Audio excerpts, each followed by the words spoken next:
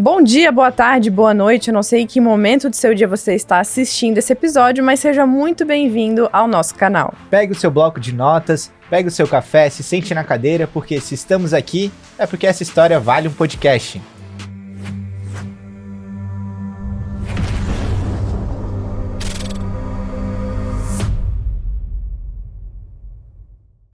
Eu sou a Carol Berler e sou o host desse programa. Meu nome é Matheus Soares e também sou o host desse programa. Nós estamos aqui com o nosso convidado ilustre, Jason Moreira.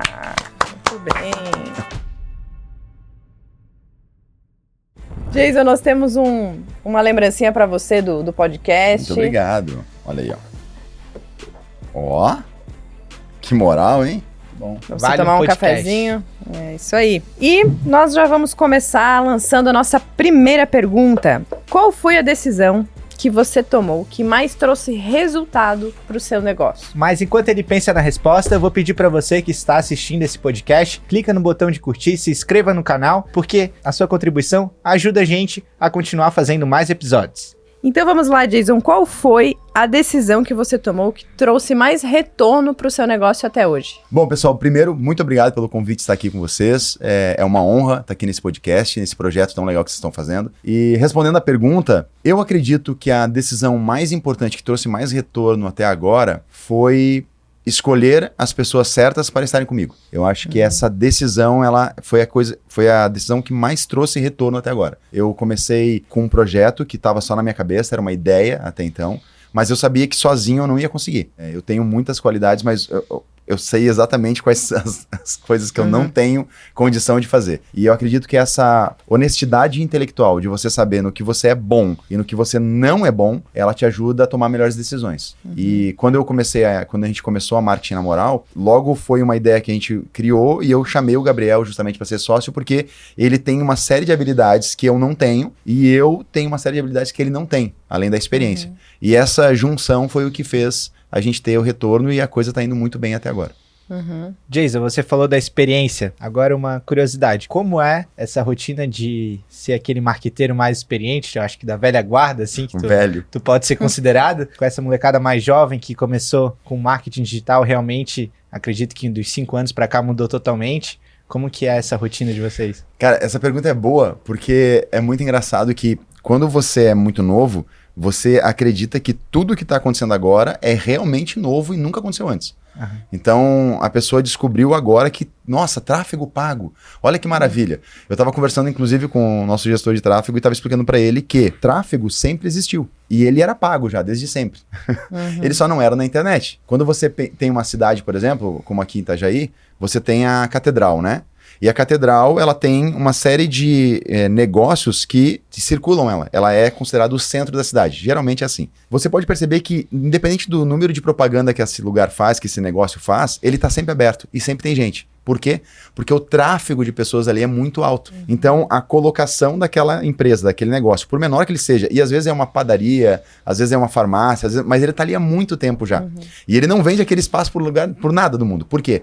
Porque ele está muito bem posicionado. Então, o que eu vejo de diferente hoje é que, às vezes, eles vêm com um conceito novo, né? Agora, em 2025, vai se falar muito de funil de vendas. Isso é uma coisa que já existe há muito tempo. Então, tráfego pago existe há muito tempo, comprar mídia para aparecer existe há muito tempo. Sempre foi assim. O marketing, ele tem fundamentos que eles não mudam. E é engraçado que, à medida que o tempo vai passando, você vai se tornando aquele velho que sempre diz, isso aí eu já vi, isso já aconteceu. Mas é porque já aconteceu mesmo, né? Então, é muito desafiador trabalhar com a galera mais jovem. Eles realmente têm qualidades incríveis na questão de aprendizado. Então, eles aprendem tudo muito rápido, muito mais rápido do que eu. Mas a gente tem essa vantagem, talvez, que seja de ter visto já muitas coisas ao longo do tempo. E aí, por isso, você sempre pode trazer alguma recomendação, alguma orientação, que é o que acaba ajudando eles a evoluírem também, né?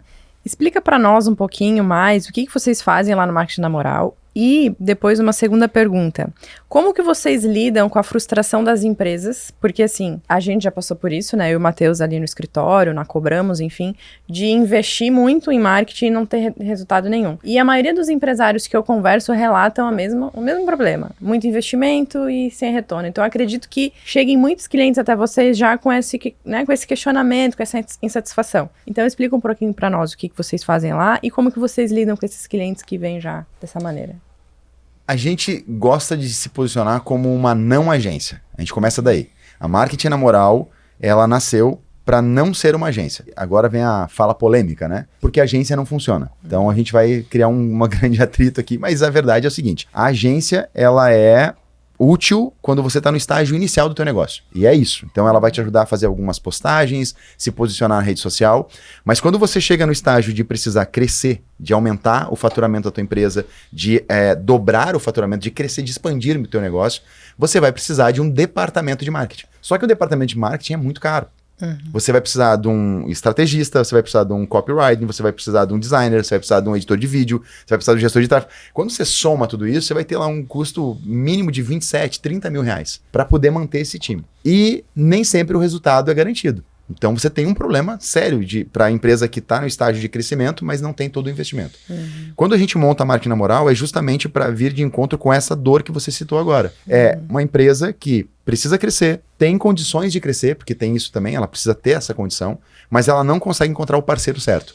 E a Marketing na Moral, ela nasce para ser um departamento terceirizado de marketing, onde a gente vai te ajudar a não só a fazer o marketing digital, mas a gente vai entender que tudo que tem exposição da tua marca compõe o teu marketing.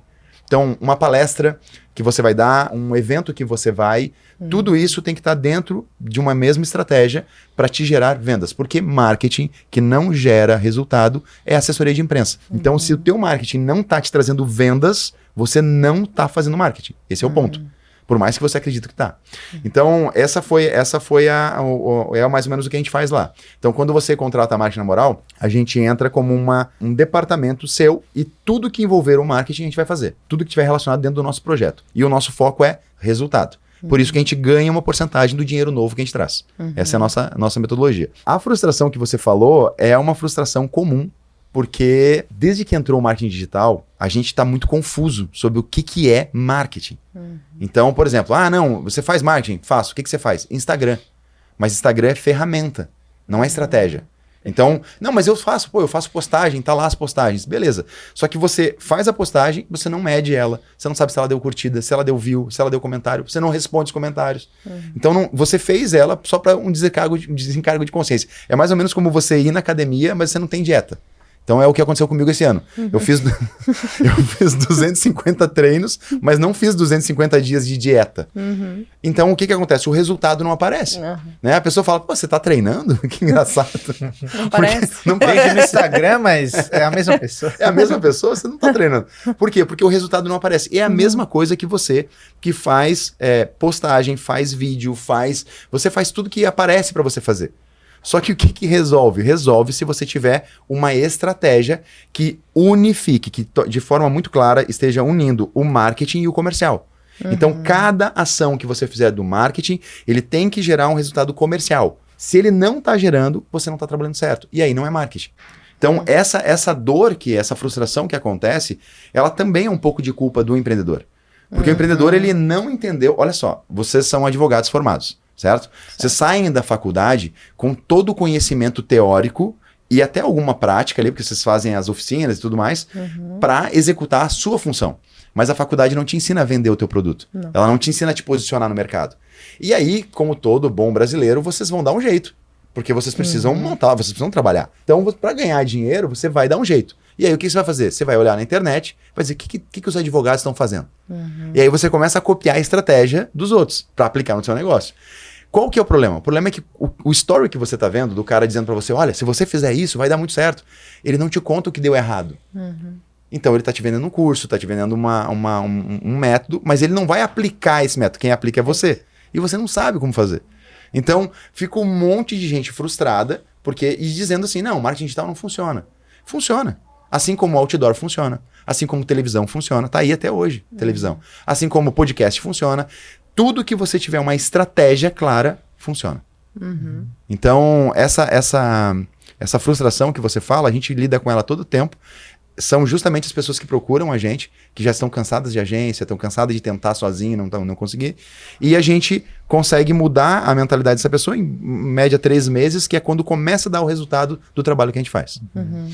Perfeito. E muito interessante, bem esclarecedor, porque realmente eu vejo muitas pessoas reclamando nesse ponto, né? E tudo que não tem estratégia realmente não adianta. Eu vou fazer um post, mas pra quê, né? Então, só pra ter uma vitrine, uma carinha bonitinha, tem que entender o que tá por trás daquilo. E como que foi essa tua virada de chave, assim, que tu pensou, não, eu vou abrir uma agência que... Não é agência. Perdão. Agência não. Seria assim, vou te indicar um... Setor de marketing terceirizado. Aí, setor de marketing terceirizado. Vou te indicar uma pessoa que terceiriza, que pode terceirizar o teu setor de marketing. Como que tu virou a chave e pensou, não, eu vou abrir um negócio nesse segmento porque vai dar muito certo? Que dores tu identificou? Como é que tu chegou, né? Tu e o Gabriel juntos chegaram nessa condição aí de, não, vamos abrir nesse segmento. Legal. Antes de vir para Itajaí, eu trabalhava como consultor de marketing. Então, na minha consultoria, eu era um consultor que fazia, não só criava o projeto, criava o planejamento, mas executava para os meus clientes também. Então, eu era já, naquela época, era meio que o arquétipo do que seria a marketing na moral. Então, só que naquela época eu fazia tudo sozinho. Eu fazia gestão de tráfego, eu fazia o planejamento, eu fazia o design dos flyers, dos folders. A gente fazia as ações de guerrilha, de marketing de guerrilha, de levar, sei lá, um cara para divulgar a propaganda da pizza no semáforo, né? Então, eu fazia tudo isso que a gente faz hoje com 15 pessoas. Mas eu fazia de um jeito muito menor também. O resultado também era menor porque eu era sozinho para fazer. E naquela época também só tinha Facebook. O Facebook era o que estava rodando. Então não tinha Instagram, não tinha LinkedIn, não tinha uma série de outras redes que estão em voga hoje. E naquela época, antes de eu vir para cá, eu fazia isso e aí um amigo meu, o Rafael, me chamou para prestar um serviço para a empresa que ele atuava aqui em Itajaí, a Downin. E aí foi assim que eu vim para Itajaí, para trabalhar para Downin. Então eu vinha, ficava uma semana e voltava. Depois, eles me fizeram uma proposta para vir e me tornar o diretor de marketing. Como diretor de marketing, eu precisava montar uma equipe. E aí foi que eu comecei a procurar gente para trabalhar comigo. Eu tive outras pessoas que vieram ali trabalhar, mas que não se encaixaram. E aí, o Gabriel era um menino que me seguia no Instagram, ele estava sempre mandando caixinha de pergunta, ele perguntava, ele estava sempre ali acompanhando. E aí, um dia, eu mandei uma mensagem para ele, ele falou assim, tô trabalhando com marketing digital, eu queria algumas dicas e tal. Eu falei, o que tu sabe de marketing digital? Ele falou, nada, não sei nada, porque eu tô estudando, tô na faculdade, tô fazendo direito, ele fazia direito, inclusive. Nossa, era para ser advogado. Livrei ele dessa, viu? Livrou. Meu Deus, livramento.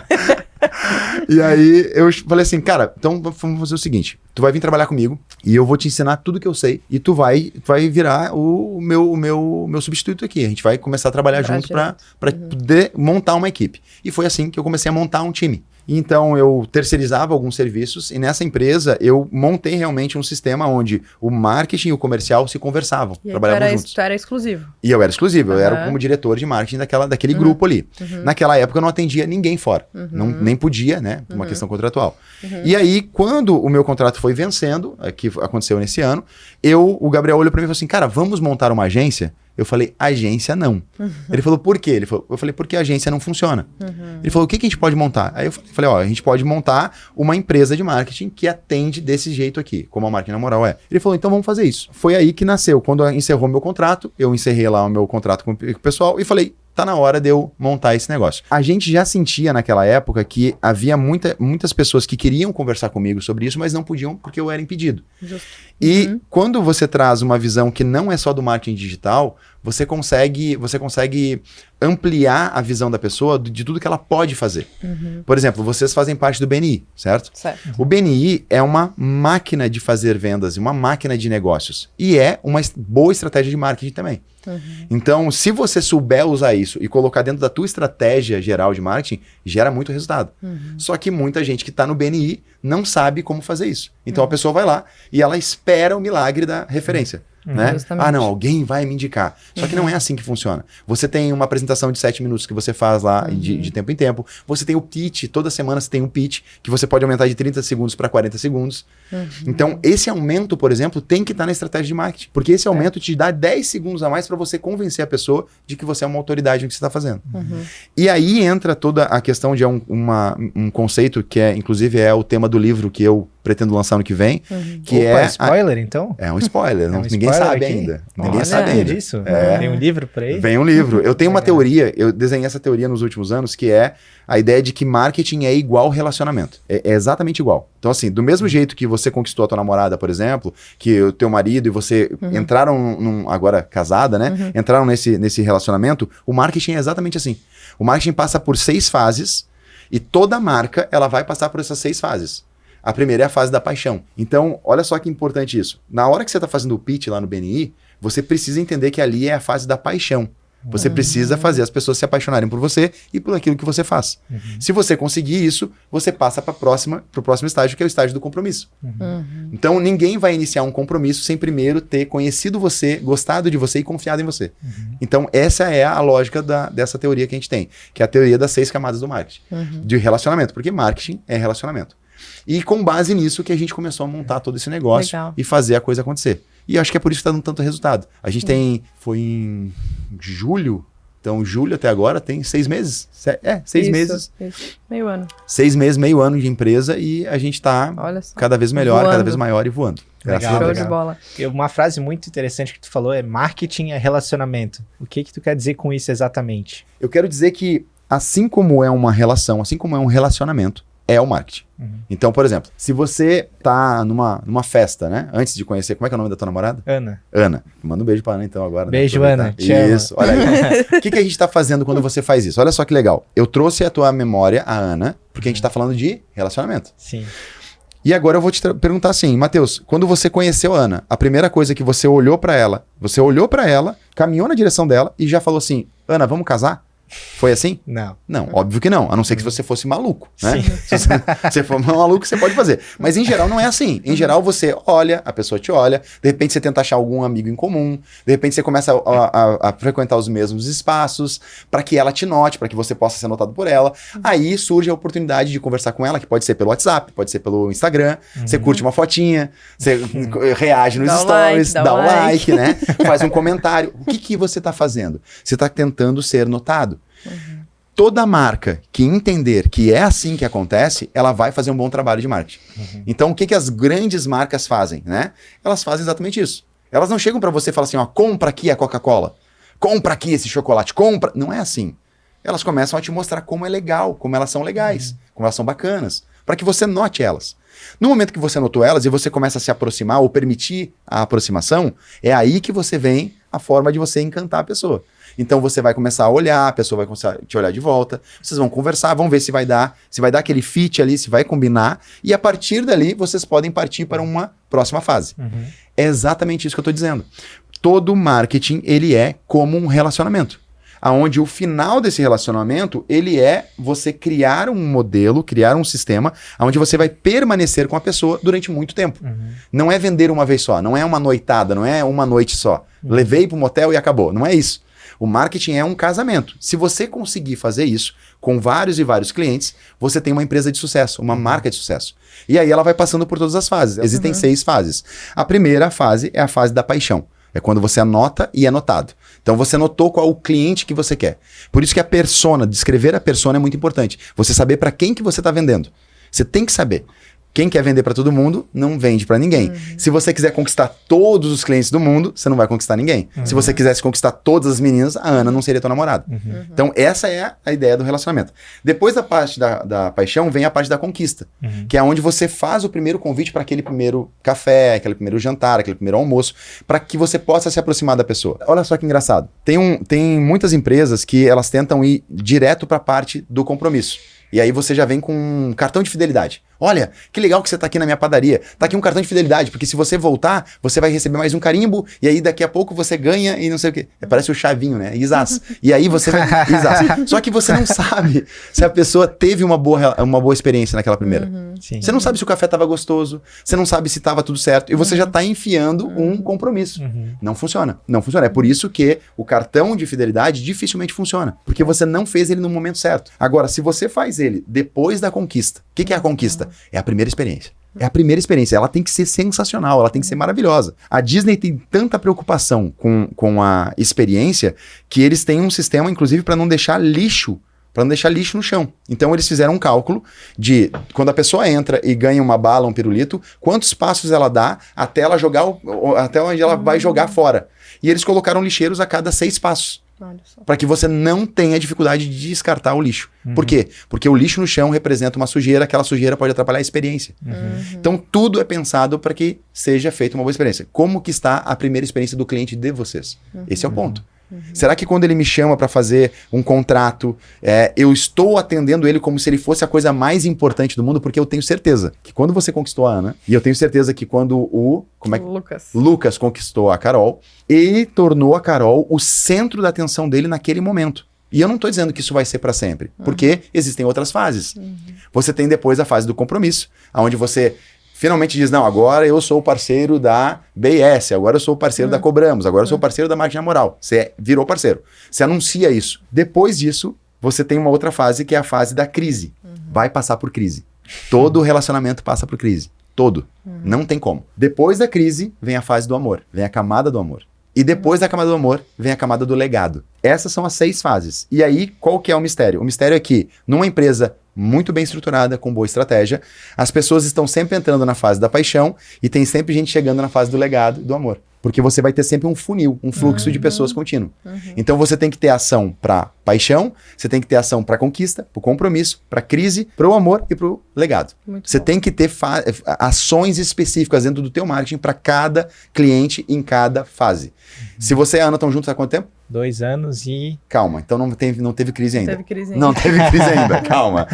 O que vai acontecer? Quando você forçar, você criar agora o momento do compromisso, que é quando você vai dizer assim, ó, vamos casar. Vamos casar, não sei quando é que é, não tô pressionando. Ela tá. Ela tá.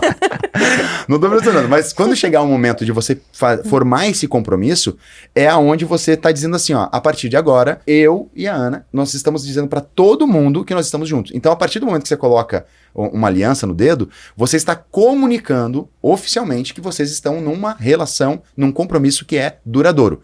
É isso que acontece com o cliente quando ele chega no compromisso.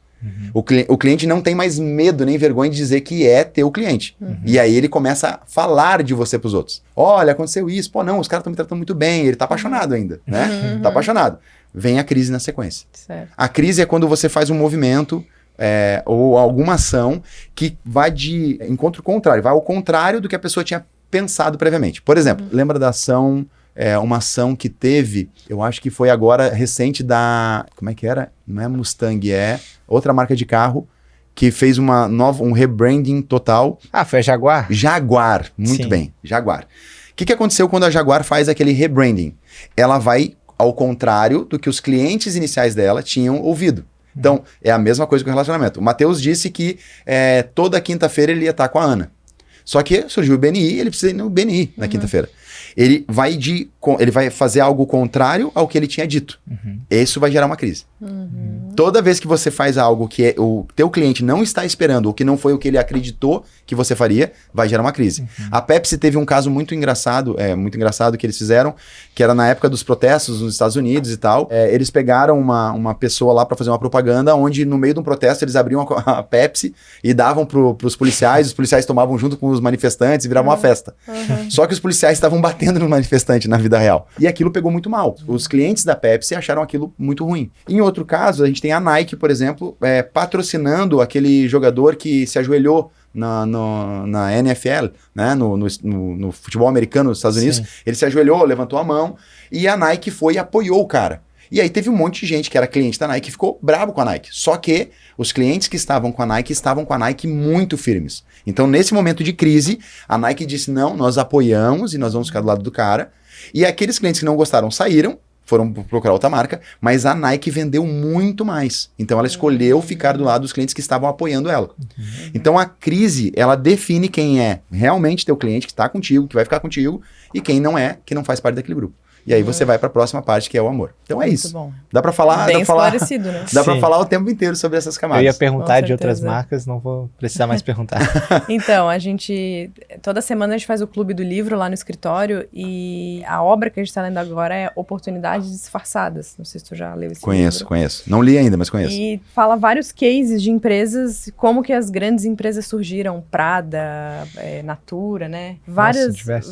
Diversos modelos. A gente está no segundo capítulo capítulo e já leu... E já tem muitos cases, porque ele mostra assim, ó, oportunidade na concorrência, oportunidade no cliente satisfeito, oportunidade no... É isso aí. Falta de pessoas, enfim. E aí eu lembro que me chamou muita atenção que teve uma parte do livro que ele disse que só é possível com boas pessoas fazendo o estratégico do marketing. Porque a gente que é advogado ou que trabalha na área de cobrança, a gente não tem a cabeça livre para poder pensar na ação de marketing que a gente vai fazer amanhã. Então, a gente precisa de parceiros estratégicos, né, nesse segmento do marketing comercial para poder nos ajudar. E aí, ele relata isso nesse livro e todas as ações dessas grandes marcas. Iniciaram pequenas, porque o que nasce grande é monstro, né? Não tem como nascer grande. Sim. E assim, ó, o pulo do gato, todas as oportunidades que eles viram, que eles estavam atentos e a partir daí começaram a... Não, mais histórias incríveis, assim. Sim. Eu queria entender de ti um case, assim, que tu acha interessante, que tu já estudou, e também qual que seria a tua referência, se tu tem algum mentor, se tu acompanha alguém. Carol, tu falou uma coisa agora que me lembrou, que existem duas questões que são muito importantes para qualquer empresário que quer ter sucesso, que é humildade intelectual e honestidade intelectual. Quando um marqueteiro igual eu quer fazer o próprio contrato de sociedade, dá ruim. Dá ruim. E eu já fiz.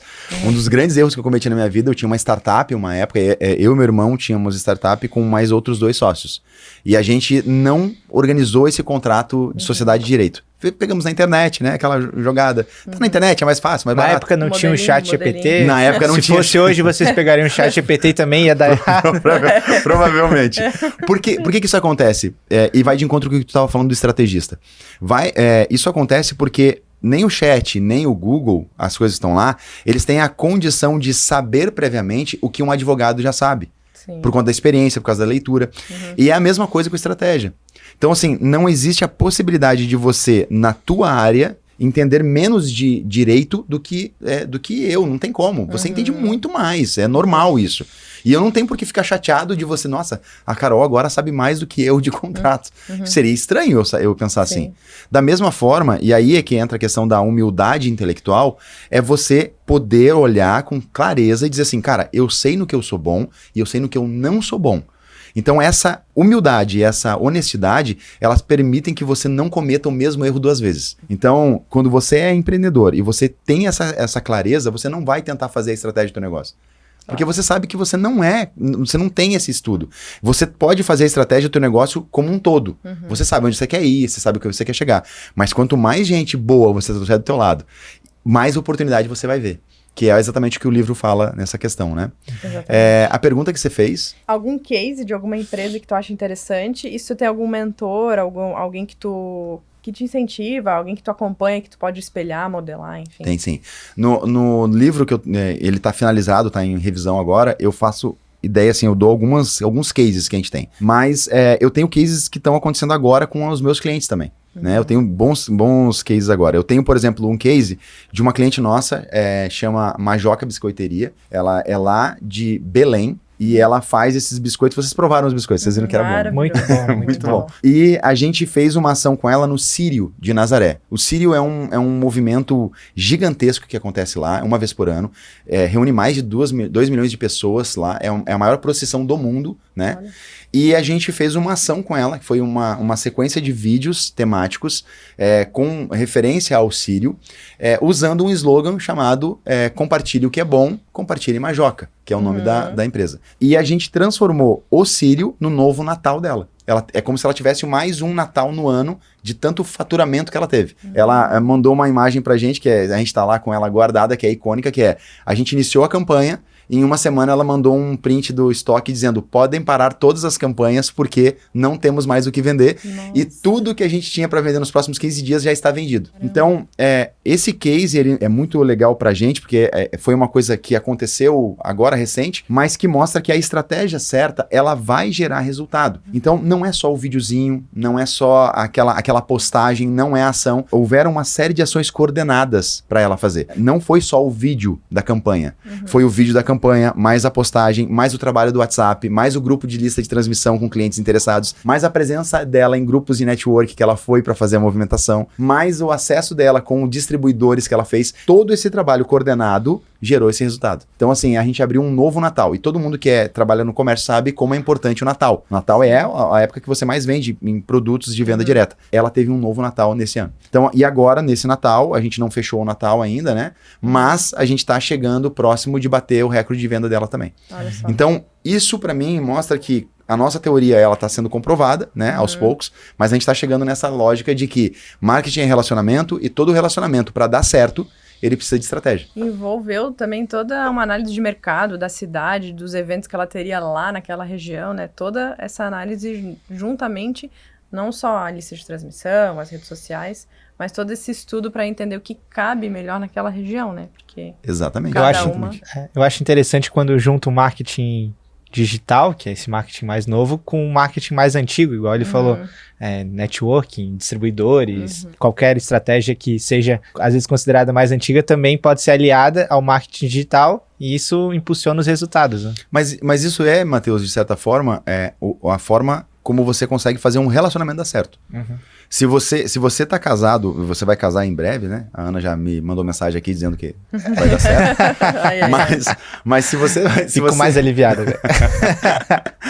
Mas, por exemplo, eu tô casado, eu vou falar o tempo vou errar. Vai dar um erro, porque a Renata vai me matar. Amor, eu te amo. Beijo. Fala várias datas. A gente casou, a gente vai editando, né? Mas a gente casou, eu acho que a gente tá junto há mais de 10 anos já. Eu acho que a gente tá junto há mais de 10 anos, a gente deve estar casado há 10 anos. Foi 2014? Eu acho que foi. Isso, acho que acertei. Olha, bom. Foi em abril, foi em dia 21 de abril, se eu não me engano. Quando você tá casado e se você não tiver essa estratégia para manter esse relacionamento, vai dar ruim, vai dar errado. Então, a gente fazia todo ano uma viagem, então todo ano a gente vai fazer essa viagem e isso vai manter o nosso relacionamento funcionando. Não vai, não é só a viagem, entende? Mas eu sou um marido que eu lavo a louça todo sábado, eu lavo a louça pra minha esposa.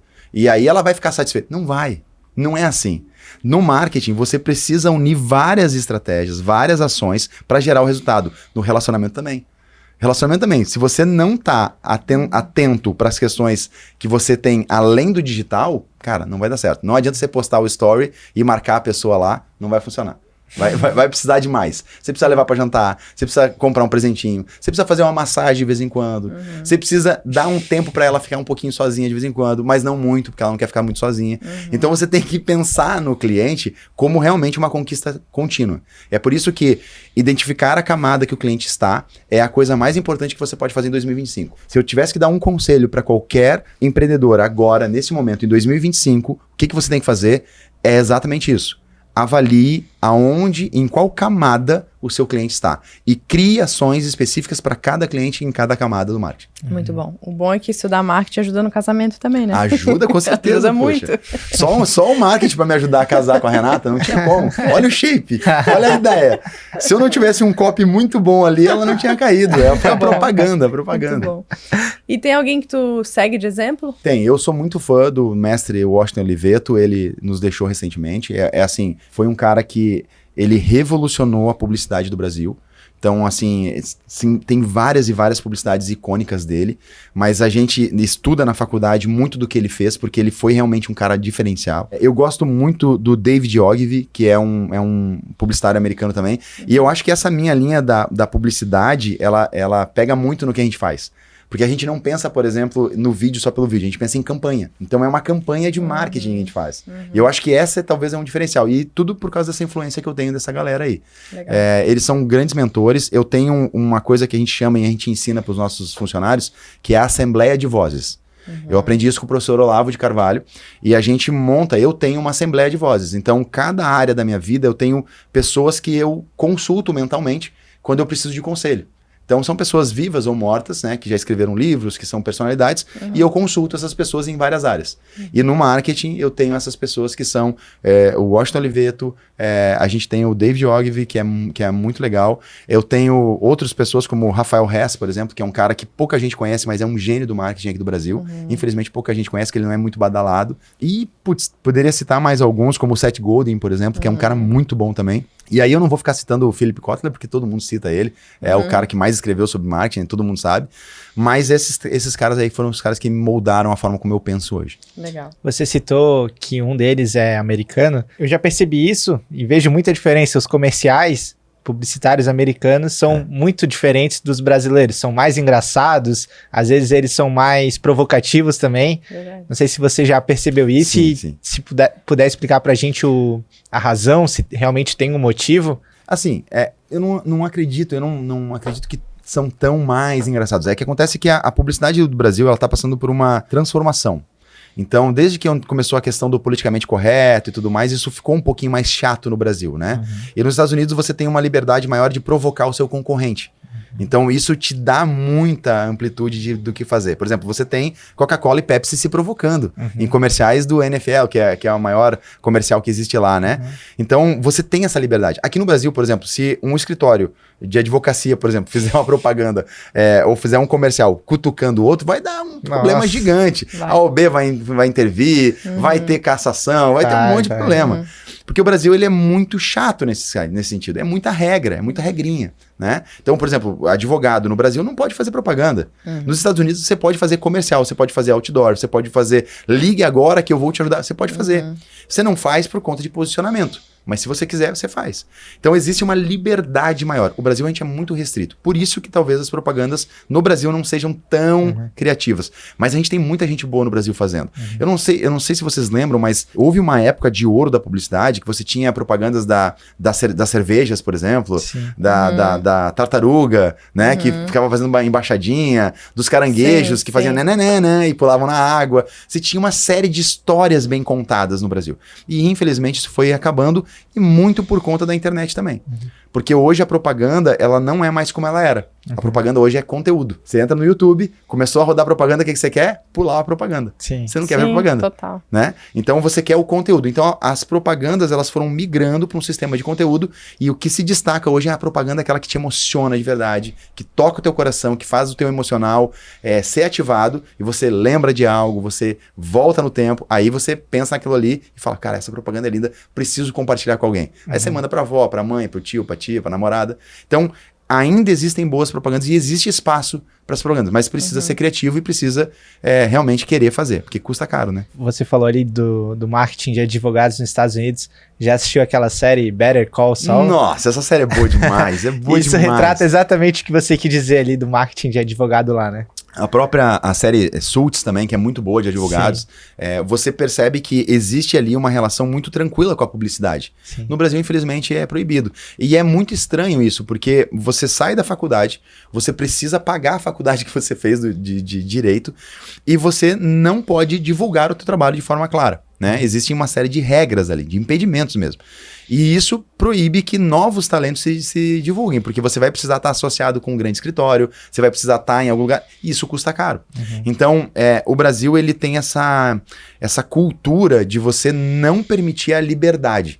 Então, ela é muito paternalista, né? Então, eu coloco uma rede de proteção, porque se vocês não... É que vocês não sabem como fazer, vocês não sabem o que fazer. Então, eu preciso cuidar do teu dinheiro, eu preciso cuidar da tua publicidade, eu preciso cuidar do teu trabalho. Cara, é um problema. Infelizmente, a gente tem que lidar e é por isso que cada vez mais pessoas como vocês, profissionais do direito, profissionais da própria medicina, que também tem uma série de restrições, precisam estar cada vez mais... Precisam estar mais atualizados com relação a conteúdo. Criação de conteúdo é o caminho para vocês. Né? Assim como um podcast, por exemplo, que você pode mostrar a tua autoridade, pode falar um pouquinho mais de você, contar o que vocês fazem, sem parecer que é uma propaganda. Jason, a gente tá até agora falando do que deu certo, do que tá dando certo, né?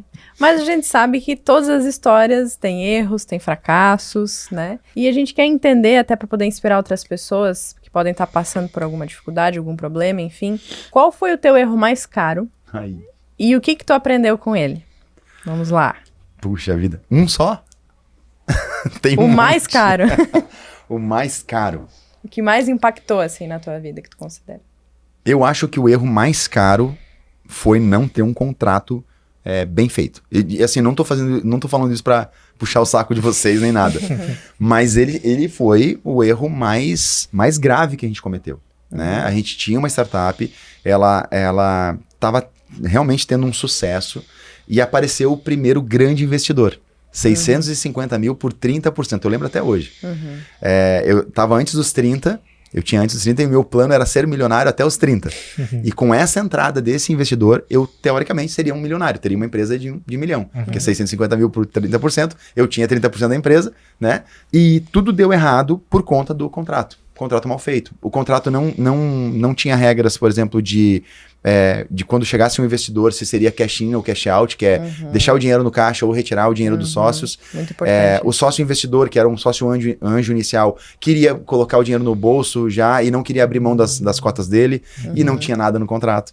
Então, a gente não tinha ali no contrato algo que simplesmente pudesse ser feito uma reunião e falado, tá aqui, é isso aqui. O que aconteceu?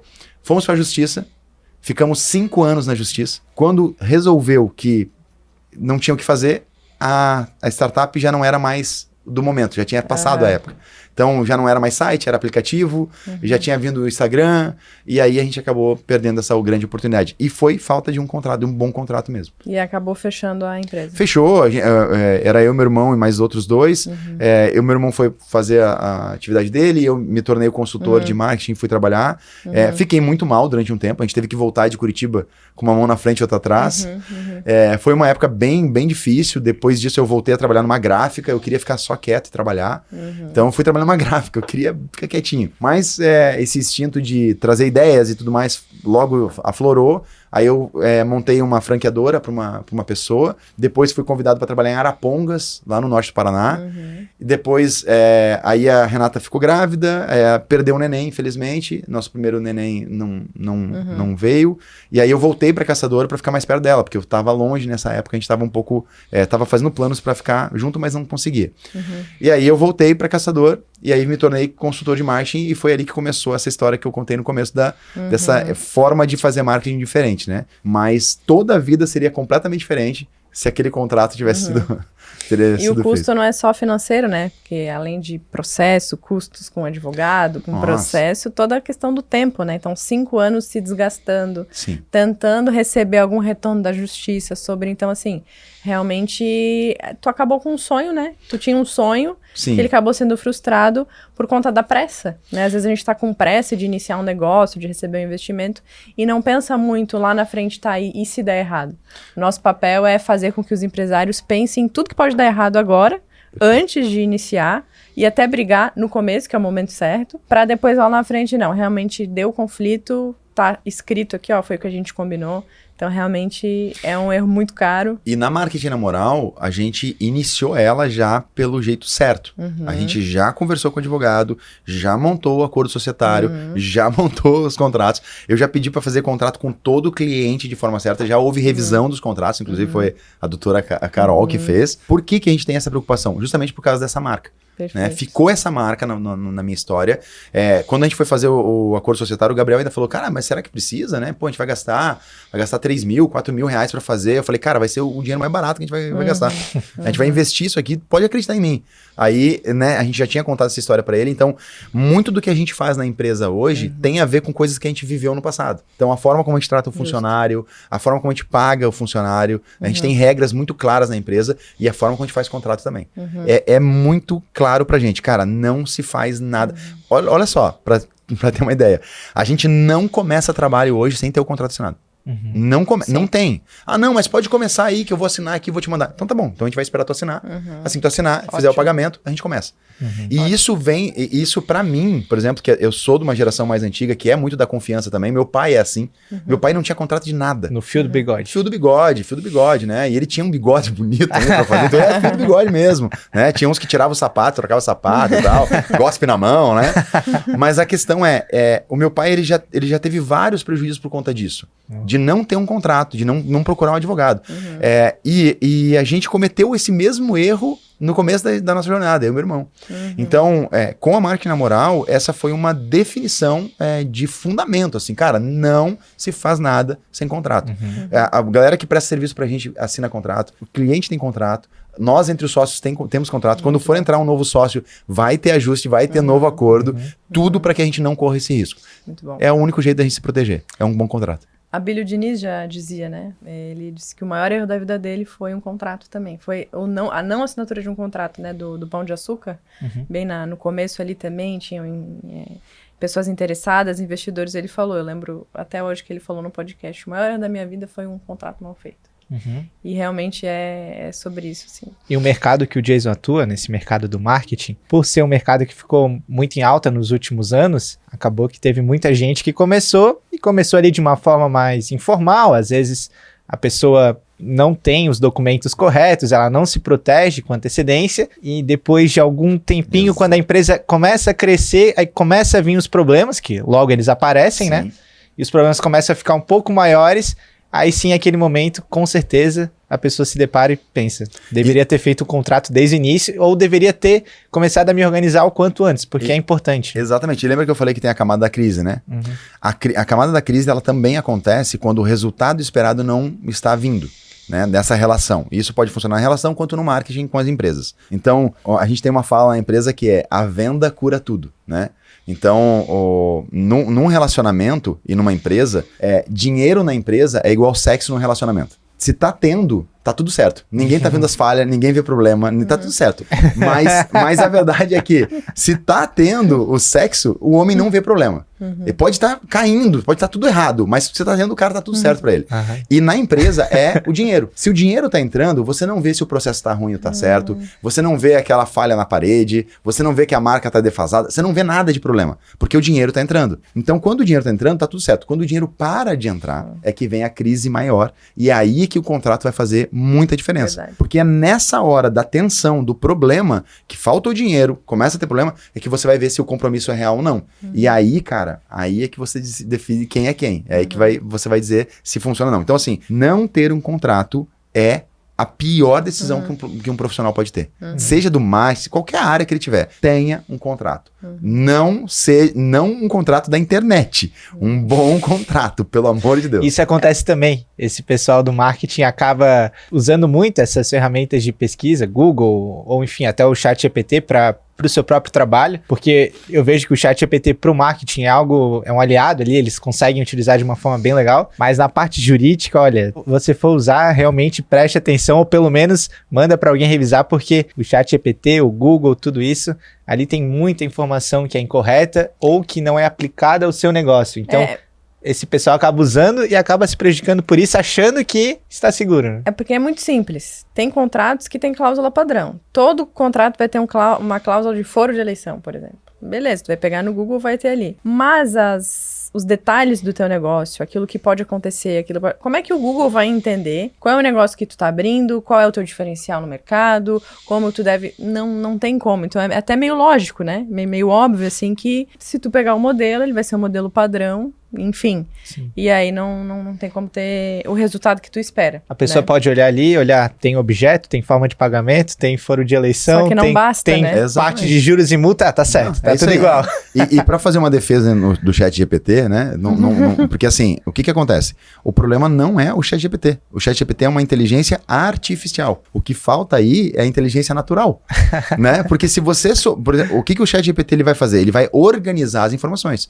Mas se você não souber fazer a pergunta certa para ele não vai te dar a resposta certa. Sim. A gente já fez um teste lá na empresa com o ChatGPT, que é o seguinte, a gente perguntava um conceito de marketing, por exemplo, e ele te dava a resposta. E aí, tava errada a resposta. E aí eu falo para ele assim, ó, chat, você esqueceu. Você esqueceu que um dos P's aqui é a praça. Sabe o que ele responde? Você tá certo. Realmente esqueci. A praça é muito importante. Parará. Então, olha só. Se você não leu e não estudou e não sabe isso, o chat não vai resolver a tua vida. O chat vai te ajudar a fazer coisas mecânicas. Por exemplo, se você precisa organizar, você tá fazendo uma reunião aqui. Você quer transcrever a tua reunião para depois estudar a reunião. O chat vai ser sensacional. Você pega o áudio, sobe o áudio nele, ele transcreve para você. Você pode pedir para ele assim, ó, organize em tópicos daquilo que foi mais falado nessa reunião. Ele vai organizar para você. Só que ele não consegue dizer para você se o que foi falado na reunião é importante ou não pro contrato, para definir aquele projeto. Não sabe. Ele não tem a consciência. Essa inteligência natural precisa existir. Se ela não existir, a inteligência artificial não serve para nada.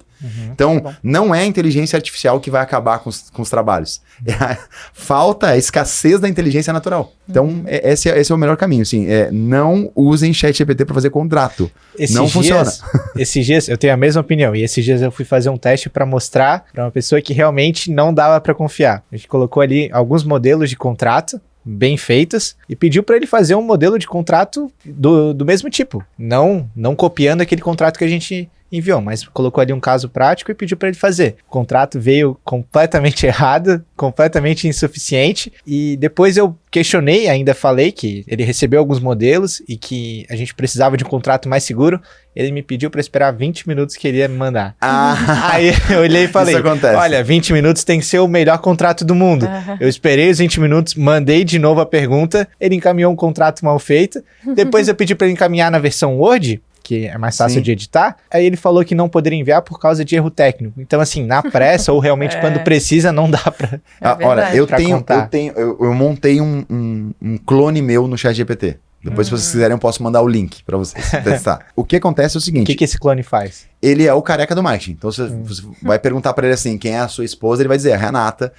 Quem é o amor da tua vida? Renata. Quantos filhos você tem? Tem 3 filhas. Ele vai falar tudo sobre mim. E se você quiser fazer campanhas de marketing, ele vai te ajudar. O que ele não tem? Ele não tem a criatividade. Porque o ChatGPT, ele não trabalha com o caos. Ele não consegue mensurar o caos. E nós, seres humanos, conseguimos mensurar o caos. E eu acho que essa talvez seja a maior ferramenta do advogado. Poder mensurar o caos. Porque o bom contrato, ele avalia o caos e não o momento perfeito. Se tá tudo perfeito, tá tudo certo. É o dinheiro entrando, né? Agora, se acontece o caos, é aí que o advogado bom vai pensar num contrato que vai ter essas cláusulas que vão defender o cliente dele. O chat, ele vai conseguir. Se tu treinar... É que eu não sei, tu tá usando a versão paga ou gratuita? Sim, paga. Paga. O meu, ele cometia esse negócio de 20 minutos. Depois que eu criei o meu modelinho, o meu mesmo, Jason Moreira e tal, e eu fui instruindo ele lá nas configurações, ele é muito bom, ele ajuda. Mas ele não vai te dar a criatividade completa. Então, ele vai te dar informações com base naquilo que ele tem de alimentação.